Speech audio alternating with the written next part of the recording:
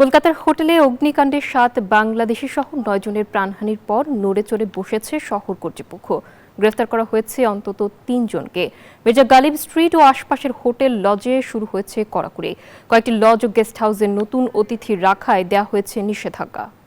কলকাতায় শিক্ষাহীনে অগ্নিকাণ্ড ঝরেছে ৯টি প্রাণ, আর সে আগুনে এবার প্রশ্নের মুখে শহরের হোটেলগুলোর নিরাপত্তা। মির্জা গালিব স্ট্রিটের শিক্ষাহীনের ভয়াবহ অগ্নিকাণ্ডের পর নড়ে চড়ে বসেছে পশ্চিমবঙ্গ সরকার। বৈধ অনুমতিপত্র ও অগ্নি নিরাপত্তার ছাড়পত্র যাচাইয়ে দল গঠনের পরিকল্পনা চলছে। এদিকে তদন্তেও এসেছে নতুন মোড়।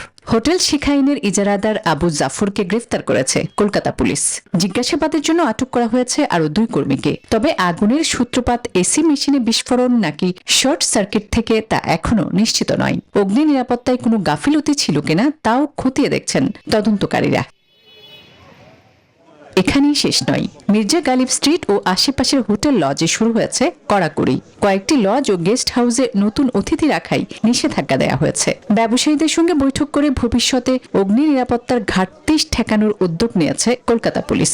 লক্ষ্য অনুমোদনহীন ও ঝুঁকিপূর্ণ হোটেল শনাক্ত করে দ্রুত ব্যবস্থা নেয়া।